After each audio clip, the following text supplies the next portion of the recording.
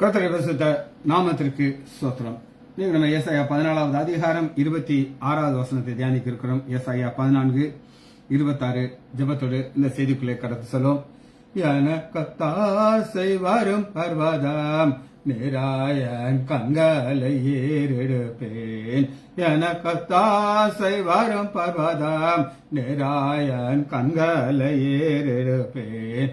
வானமும் பூமியும் படைத்த வல்ல தேவனிடமிருந்து வானமும் பூமியும் படைத்த எனக்கு கடங்கா தான்மைகள் வருமே என் கண்கள் ஏறெடுப்பேன். எனக்கு கடங்கா நான்மைகள் வருமே என் கண்கள் ஏறெடுப்பேன். என கதாசை வரும் பர்வதம் நேராயன் கண்களை ஏறெடுப்பேன்.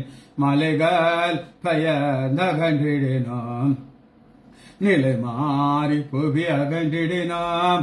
மலைகள் பெயர்ந்தகன்றிடினோம், மாறிடுமோ அவர் கிருபையினாலும் ஆறுதல் எனக்கவரே. மாறிடுமோ அவர் கிருபையினாலும் ஆறுதல் எனக்கவரே. எனக்கத்தாசை வரும் பர்வதம் நேராயன் கண்களை ஏறெடுப்பேன். என் காலை தள்ளடவாட்டார், என் காலை தள்ளடவாட்டார். என்னை காக்கும் தேவன் உறங்கார், என் காலை தள்ளடவாட்டார். இஸ்ரவேலை காக்கும் நல் தேவன் ரபகல் உறங்காரே. இஸ்ரவேலை காக்கும் நல் தேவன் ரபகல் உறங்காரே. எனக்கத்தாசை வரும் பர்வதம் நேராயன் கண்களை ஏறெடுப்பேன். வலப்பக்கத்தில் நிழலவரே, வலுவாது காப்பவரவரே. வலப்பக்கத்தில் நிழலவரே. சூரியன் பகலில் சாந்திரன் இரவில் சேதப்படுத்தாதே. சூரியன் பகலில் சாந்திரன் இரவில் சேதப்படுத்தாதே. எனக்கத்தாசை வரும் பர்வதம் நேராயன் கண்களை ஏறெடுப்பேன். எத்தீங்கும் என்னை அணுகாமல் ஆத்துமாவை காக்கும் நல் தேவன். எத்தீங்கும் என்னை அணுகாமல் போக்கையும் வரத்தையும் பத்திரமாக கபரை இது முதலாய். போக்கையும் வரத்தையும் பத்திரமாக கபரை இது முதலாய். எனக்கத்தாசை வரும் பர்வதம் நேராயன் கண்களை ஏறெடுப்பேன். இயேசுவின் நாமத்தினாலே ஜெபங்கள் பிதாவே, ஆமேன். கர்த்தருடைய பரிசுத்த நாமத்திற்கு ஸ்தோத்திரம். Mariyal sister praise lord, Leela Ammal praise lord, John Jebaraj brother praise lord, Nagarathnam Ammal praise lord, Selvi teacher praise lord. ஏசாயா 14வது அதிகாரம் 26வது வசனத்தை நான் வாசிக்கிறேன். ஏசாயா 14:26 தேசம் அனைத்தின் மேலும் நிர்ணயிக்கப்பட்டிருந்த யோசனை இதுவே, சகல ஜாதிகள் மேலும் நீட்டப்பட்டிருக்கிற கையும் இதுவே. ரைட். இதுல முதல்ல நம்ம பார்க்க போறது நிர்ணயிக்கப்பட்டிருக்கிற டிட்டர்மின். டிட்டர்மின்ங்கிறதுக்கு ஒரு கிரேக்க வார்த்தை கரேனோ. கரேனோ KRINO மேல போடுங்க. கரேனோ கரேனோ KRINO மேல டிட்டர்மின். அந்த ஒரு காரியத்தை பிக்ஸ் பண்ணிட்டார். இதை நான் செய்வேன் அப்படின்னு சொல்லிட்டார். அது நிர்ணயிக்கப்பட்டுருச்சு. அது மாறவே மாறாது, மாற முடியாது, மாறதுக்கு சான்ஸும் கிடையாது. இது என்ன ஒரு விளக்கம் சொன்னா செப்பரேட் அப்படிங்கிறாங்க. செப்பரேட்னா என்ன அர்த்தம்னா, உலகத்தில் எத்தனையோ காரியங்கள் பிளான் பண்ணுவாங்க, அது நடக்க. ஒரு பீஸ் அப்படின்னு ஒன்று உண்டு பண்ணுவாங்க, யுத்தமே வரக்கூடாது அப்படின்ட்டு சில கண்ட்ரிகள், இந்தியா, சீனா, இவங்க ஒரு ஒப்பந்தம் பண்ணுவாங்க. அது நிர்ணயம் பண்ணுவாங்க. அவங்களுடைய பார்வையில் புறாவெல்லாம் பறக்க விடுவாங்க. ஆனால் திடீர்னு சண்டை வந்து இந்த நிர்ணயிக்கப்பட்டிருக்கிறதுக்கு நீங்க புரிந்து கொள்றதுக்கு ஒரு வசனத்தை நான் உங்களுக்கு காட்டுறேன். அப்போஸ்தலர் எடுத்துக்கொள்ளுங்க. 3வது அதிகாரம் 13வது வசனத்துல இதனுடைய ஆழத்தை நீங்க பார்க்கலாம். 3:13 அப்போஸ்தலர் ஆபிரகாமுக்கும் ஈசாக்கு யாக்கோபு என்பவருடைய தேவனாகிய நம்முடைய பிதாக்களின் தேவன் தம்முடைய பிள்ளையாகிய இயேசுவை மகிமைப்படுத்தினார். அவரை நீங்கள் ஒப்புக் கொடுத்தீர்கள். பிலாத்து அவரை விடுதலை செய்ய தீர்மானித்த பொழுது பிலாத்து மைண்ட்ல பிக்ஸ் பண்ணிட்டாரு, இவர் குற்றமில்லாத ரத்தம் சொல்லி அவர் தீர்மானம் பண்ணிட்டாரு. அந்த தீர்மானத்திற்கு கிரேயனோ அப்படின்னு ஒரு வார்த்தை. சரி, இதுல இன்னொரு வார்த்தை நம்ம பார்க்கலாம். அது ஹாரிசோ பி போட்டுருக்காங்க. ஹாரிசோ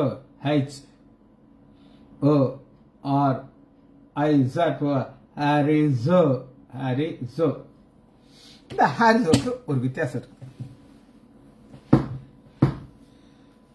A bond settled boundary. Bond settle boundary அப்படிங்கிறது நான் உங்களுக்கு முதல் சொன்ன தீர்மானம் மனிதர்கள் பண்ணுகிற தீர்மானம். இந்த மனிதர்கள் பண்ற தீர்மானத்துக்கு காரணிசோ அப்படின்னு வார்த்தை வருது. ஆனா இப்ப நான் உங்களுக்கு காட்ட போகிறது இது மனிதர்கள் பண்ற தீர்மானம் கிடையாது. வானத்தையும் பூமியும் உண்டு பண்ணின தேவன் உண்டு பண்ணுகிற ஒரு தீர்மானம். வாசிப்போமா? லூக்கா பல முறை நம்ம தியானம் புதுசு கிடையாது. லூக்கா 22வது அதிகாரம் 22வது வசனத்துல லூக்கா 22:22 தீர்மானிக்கப்பட்டபடியே மனுஷகுமாரன் போய் இந்த தீர்மானம் கடவுள் பண்ண தீர்மானம். பிலாத்து ஒரு தீர்மானம் பண்றாரு, இயேசு விடுதலை பண்ணலாம்னு சொல்லி. அவர் ராஜாவா? எஸ் ராஜா. பவர் இருக்கா? பவர் இருக்குது. அவர் உட்கார்ந்து இருக்கிறது ஒரு சிங்காசனத்தில் உட்கார்ந்துருக்காரு. ஆனா அந்த தீர்மானம் கேன்சல் ஆயிரும். ஆனா நம்ம இப்ப பாக்குற ஹாரிசோங்கிறது என்ன அப்படின்னு கேட்டீங்கன்னா பிதாவாகிய தேவன் உண்டு பண்ணுகிற தீர்மானம். சரி, இன்னொரு காட்டுறேன், நீங்க அதை சொல்லுங்க இது என்ன தீர்மானம்னு சொல்லி நீங்க முடிவு பண்ணிக்கணும். அப்போஸ்தலர் 11வது அதிகாரம் 21வது 11:21 கர்த்தருடைய கரம் அவர்களோடு இருந்தது. அநேக ஜனங்கள் விசுவாசிகளாகி கர்த்தரிடத்தில் திரும்பினார்கள். இது என்ன தீர்மானம் சொல்லி நீங்க சேர்த்துக்கணும். மனுஷங்களை எடுக்கிற தீர்மானமா? கர்த்தருடைய கரம் இருந்துச்சு. சோ இது காரிசோவா அல்லது ஹோரிசோவான நீங்க முடிவு பண்ணிக்கணும். நான் இப்பெல்லாம் பாத்தீங்கன்னா பல மாதங்களாக பண்ணிக்கிட்டு இருக்கோம். நீங்க டிசைட் பண்ணிக்கணும். இன்னொரு வசனத்தை நான் உங்களுக்கு காசுறேன். அப்போஸ்தலர் 17வது அதிகாரம் 26 17:26 மனுஷ ஜாதியாகிய சகல ஜனங்களையும் அவர் ஒரே ரத்தத்திலே தோன்ற பண்ணி பூமி மீதெங்கும் குடியிருக்கும் பொழுது முன் தீர்மானிக்கப்பட்ட காலத்தையும் தேவன் பண்ற தீர்மானம். இது ஹரிசோ ஒரே ரத்தம் பிக்ஸ் பண்ணிட்டார். சுஜித் லைசாண்டங்கிற ஒரு மனிதன் சொந்த ஒரு நாகர்கோயிலா இருந்தாலும் விருதுநகர்ல உட்காரணும். இத்தனை மக்கள் அவர்களை இந்த வருஷம் பார்க்கணும். இது காட்ஸ் பிளான். சரி, ஒரு வார்த்தை தான் நம்ம தியானிச்சிருக்கோம். 2வது வசனத்தை வாசிச்சுட்டு பிறகு போகிறோம். 26வது வசனத்தை தேசம் அனைத்தின் மேலும் நிர்ணயிக்கப்பட்டிருந்த அனைத்தின் மேலும் தேசம் அனைத்தின் மேலும் ஹோலுக்கு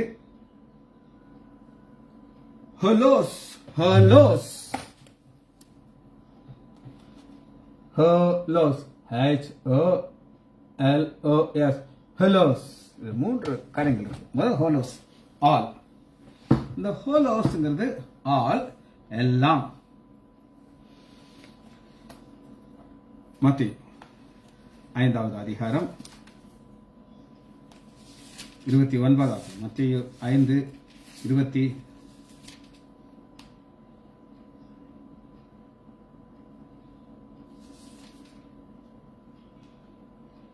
9 உங்கள் வலது கான் உங்களுக்கு இடர்கள் உண்டாக்கினால் அதை பிடிந்து எரிந்து விடுங்கள், அதை பிடுங்கி விடுங்கள்.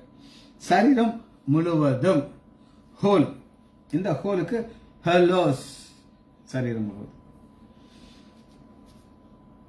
இத ஒரு தீர்க்கதரிசனமாக ஒருத்தர் சொல்கிறார். அப்போஸ்தலர் யோவான் 11வது அதிகாரம் 50 ஜனங்கள் எல்லோரும் கெட்டு போகாதபடிக்கு ஒரு மனுஷன் ஜனங்களுக்காக மரிப்பது ஜனங்கள் எல்லோரும். இதுக்கு என்ன வார்த்தை கொடுத்திருக்காங்க அப்படின்னு கேட்டீங்கன்னா ஹலோஸ். சரி, ரெண்டாவது வார்த்தை காட்டுறவங்களுக்கு பி போட்டு பாருங்க. இந்த ஹோல் ஹலோஸ், அதுக்கடுத்து பி போட்டு பாஸ், PAS பாஸ். இதுவும் ஹோலும் ஒண்ணுதான். ஆனா ஒரு சின்ன வித்தியாசங்கள் இருக்குது. அது என்ன அப்படின்னு கேட்டீங்கன்னா ஒரு இன்ஃபீரியரான ஒரு காரியங்க. பாருங்க, மத்தேயு 8வது அதிகாரம் 32வது வசனத்துல பன்றி கூட்டம் எல்லாம் இன்ஃபீரியர். தேவன் ஒன்று பண்ணும்போது ரெண்டு பண்பு பண்ணுகிறார். ஒன்று சுப்பீரியர் மனுஷர்கள், இன்னொன்று இன்ஃபீரியர். மூணாவது ஒரு வார்த்தை இருக்குது. அது என்னன்னா ஹப்பாஸ். சி போட்டு ஹப்பாஸ், HAPAS ஹப்பாஸ். இந்த ஹப்பாஸ் நீங்க புரிந்து கொள்றதுக்கு வசனத்தை காட்டுறேன். லூக்கா 19வது அதிகாரம்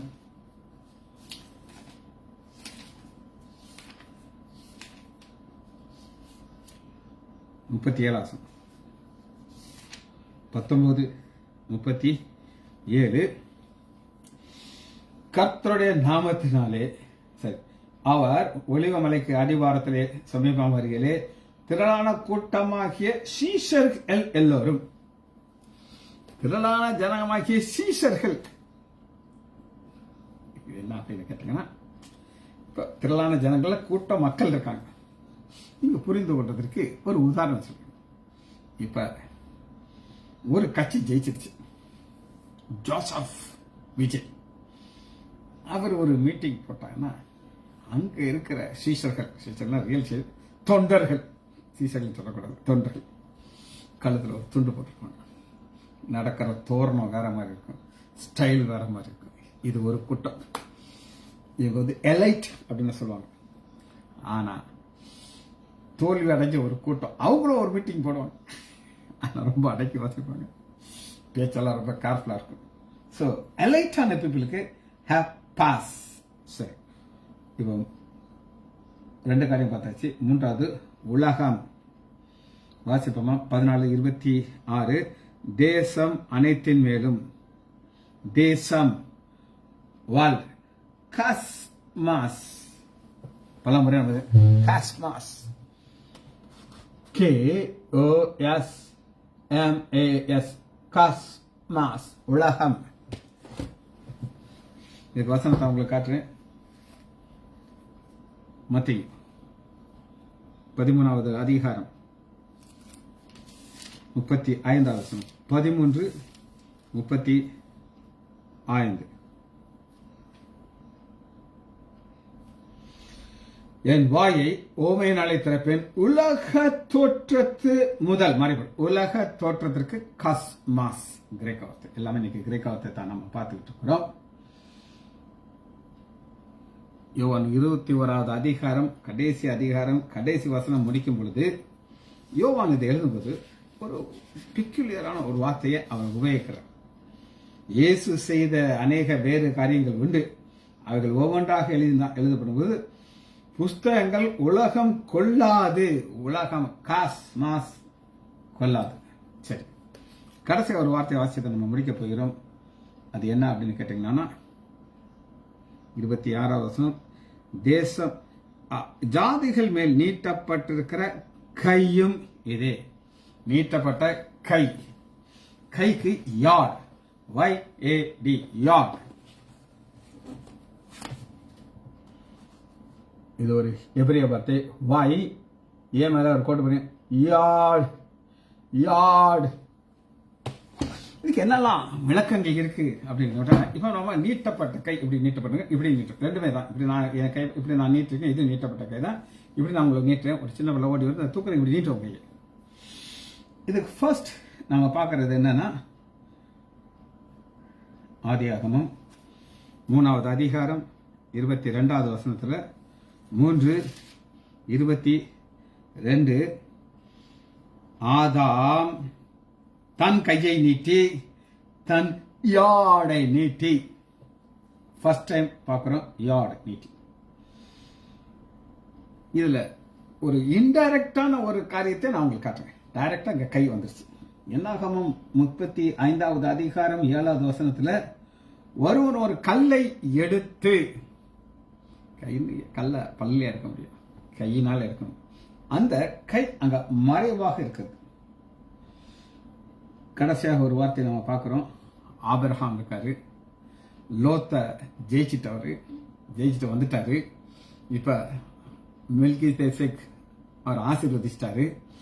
இப்ப சொல்றாரு, ராஜா சொல்றாரு, நீ இந்த பொருள்கள்லாம் நீ எடுத்துக்கோ, என் மக்களை மட்டும் என்கிட்ட கொடுத்துரு அப்படிங்கிறாரு. அப்ப என்ன சொல்றாரு, தன் கையை வானத்துக்கு நேராக நீட்டி, இப்படி கிடையாது இப்படி மேல நீட்டிட்டார். அந்த கையை நீட்டுங்கிறதுக்கு கைக்கு யாட். சரி, இப்ப நம்ம லாங்குவேஜ் முடிச்சாச்சு, வார்த்தைக்குள்ள வருகிறோம்.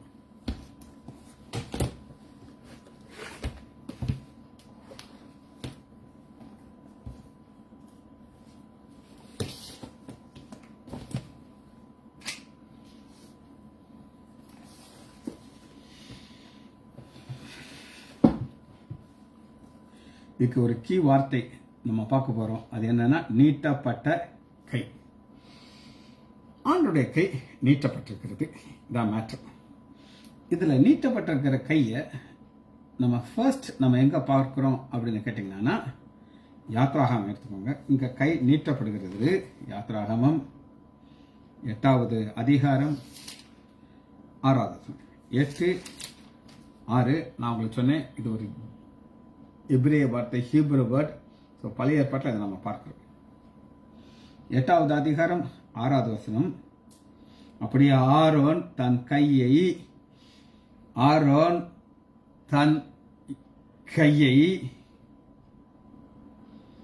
எகிப்தில் உள்ள தண்ணீர் மேல் நீட்டினான். அப்பொழுது தவளைகள் வந்து எகிப்து தேசத்தை மூடிக்கொண்டது.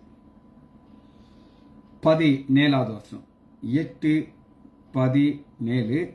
அப்படியே செய்தார்கள். ஆரோன் தன் கையில் இருந்த தன் கோலை நீட்டி, யார் தன் கையில் இருக்கிற தன் கோலை நீட்டி. இது ஆண்டவர் தன்னுடைய வல்லமை உபயோகிக்கிறது ஒரு மனிதரை தெரிந்து கொள்றாங்க.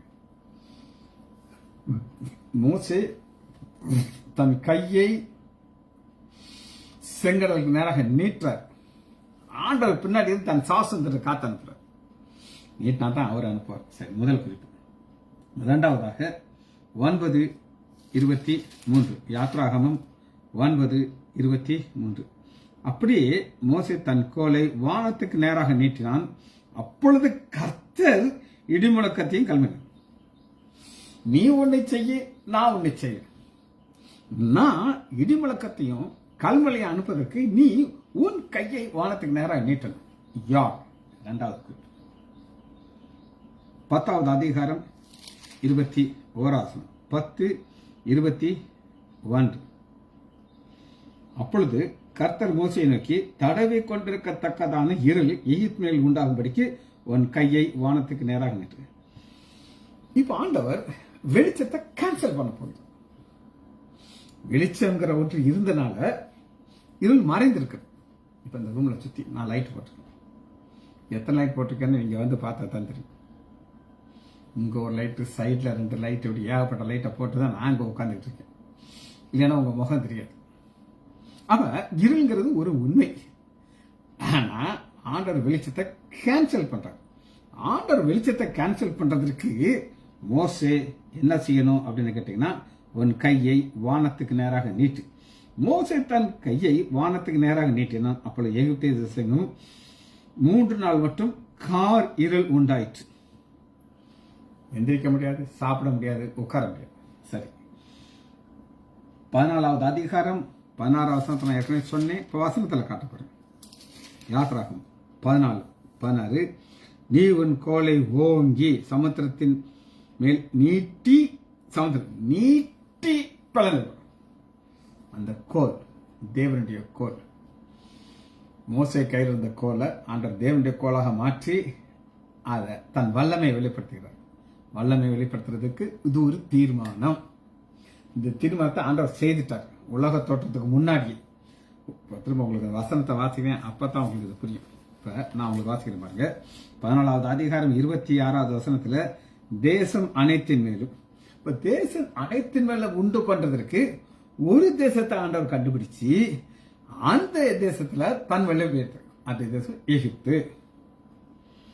இது சகல ஜாதிகளிலும் நீட்டப்பட்டிருக்க யோசனை, காட்ஸ் பிளான்.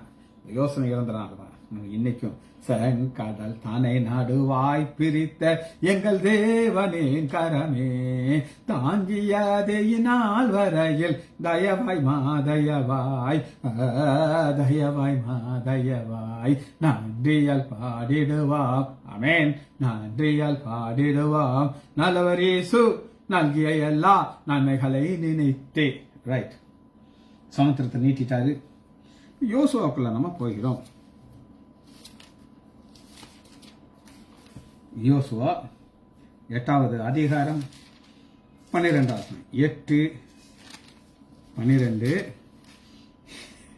நேற்று நான் சொன்ன செய்திகளை எத்தனை பேர் கேட்டிருப்பீங்க எனக்கு தெரியாது.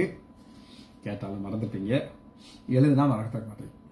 அங்க நான் உங்களுக்கு தாவீதுக்கு விரோதமாக தாவீதின் விளக்கு அணைக்கிறதுக்கு இருளை உண்டாக்குறதுக்கு சாத்தான் 2 கூட்டத்தை தெரிந்து கொண்டான். ஒன்று எல்லா மக்கள் ஒரு கூட்டம், இன்னொன்று சவுல். எல்லா கூட்டத்தை நான் சொல்லிட்டு நேற்று சவுலை குறித்து ஒரு செய்தி சொன்னேன். அதுல சவுல் கையில எப்பவுமே ஒரு ஈட்டி வச்சிருப்பாரு. பார்த்தீங்களா? ஞாபகம் இருக்கா? கேட்டா தான் ஞாபகம் இருக்கா? 8:18 யோசுவா 8:18. அப்பொழுது கர்த்தர் யோசுவாவை நோக்கி அவன் கையில் இருக்கிற ஈட்டியை ஆய்க்கு நேராக நீட்டு. மோசைக்கு கோலை நீட்டணும். இங்க ஒரு யுத்தத்துக்கு வந்திருக்காரு, அதனால எதை நீட்டணும்? ஈட்டியை நீட்டு. அதை உன் கையிலே ஒப்பு கொடுப்பேன் என்றார். அப்பொழுது யோசுவா தன் கையில் இருந்த தன் யாடில் இருந்த ஈட்டியை பட்டணத்துக்கு நேராக நீட்டினான். அவன் தன் கையை நீட்டின உடனே பதிவிருந்து தீவிரமாக நீட்டின உடனே ஆக்ஷன். காரணம், தேவன் நிர்ணயித்திருக்கிறார். பாலும் தேன் முடிக்கிற தேசம் ஒரு தேசத்தை ஏற்கனவே உண்டு பண்ணிட்டார். தன் பிள்ளைகளுக்கு கொடுக்கும். 400 வருஷம் அடிமையா இருக்கிற அளவு பண்றாரு. அடிமை தளத்துல வெளியே வர்றாங்க. வெளியே வரும்போது ஆரம்பத்துல மோசே, அடுத்து அவனுடைய வேலைக்காரன் யோசுவா. இதை யோசுவா தான் செய்யணும். தேவன் தீர்மானித்திருக்கிற ஆலோசனை யாராலும் மாற்ற முடியாது. அடுத்த பிளான் உங்களுக்கு காட்டுறேன். 2 சாமுவேல் 24வது அதிகாரம் 24. இப்ப தாவீது ஒரு தவறு செய்கிறார். லக்கம் பார்க்க சொல்லுகிறார். லக்கம் பார்க்கலாமா? பார்க்கலாம். என்னாக முழுவதும் லக்கம் தான், அது சந்தேகம் இல்லை. ஆனா இப்ப ஆண்டவர் ஒரு வாக்கு கொடுத்திருக்கிறார். அவன் எப்படி பழுக செய்வேன்னா, மேல பாரு நட்சத்திரத்தை என்ன முடியுமா, அவனால என்ன முடியாது. கீழே மண்ணை பாரு, மண்ணை என்ன முடியும், என்ன முடியும். அப்படி நான் உன்னை திரளாக்குவேன். அதுக்குள்ள இருக்கு ஒரு பெருமை வந்துருச்சு. நான் எண்ணி பார்க்கணும். எதை எண்ணி பார்க்கணும்? என்னுடைய ஸ்ட்ரென்த்தை எண்ணி பார்க்கணும். எல்லாரும் வேண்டாங்கிறாங்க, இது வேணுங்கிறாரு. இப்போ ஆண்டவர் தீங்கு அனுப்புகிறாரு. அந்த தீங்கு வரும்பொழுது இங்க யார் கை நீட்டுறாங்க நான் கேட்டேன். 24வது வசனத்தில் அவங்களுக்கு காட்டுறேன். 24 சரி 16. தேவதூதன் எருசலேமை அழிக்க தன் கையை அதன் மேல் நீட்டின பொழுது,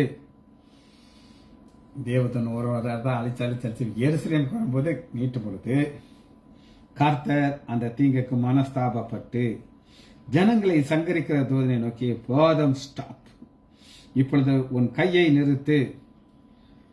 இங்க 2 தடவை கை வருதுங்க. 2மே தேவனுடைய கை தான். ஆண்டவர் ஸ்டாப் சொல்லிட்டார். அந்த வேளையிலே கர்த்தரின் தூதன் எபூசி நகிய அர்னான் போட்டிருக்கிற களத்துக்கு நேராக இருந்தான். ஆண்டவர் பிக்ஸ் பண்ணிட்டாருங்க. இந்த களம் என்ன அப்படின்னு கேட்டீங்கன்னா, ஒரு காலத்துல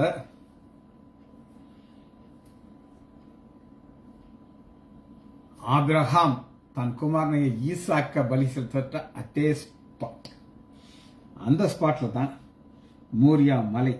நீங்க 2 நாளாகமும் 1வது அதிகாரம் 1 வசனத்துல எழுதிக்கோங்க. 2 நாளாகமும் 3:1 மோரியா மலை. 1 நாளாகமும் 21:26 அக்னினாலே மறு உத்தரவு கொடுத்த இடம். அங்கதான் தேவாலயம் கட்டப்படும். இதெல்லாமே ஆண்டவர் பிக்ஸ் பண்ணிட்டார். இதை மாற்றவே முடியாது. சரி, தாவீதுடைய ஒரு காரியத்தை பார்க்க போயிடும். எடுத்துக்கணும். சங்கீதம் 77வது அதிகாரம்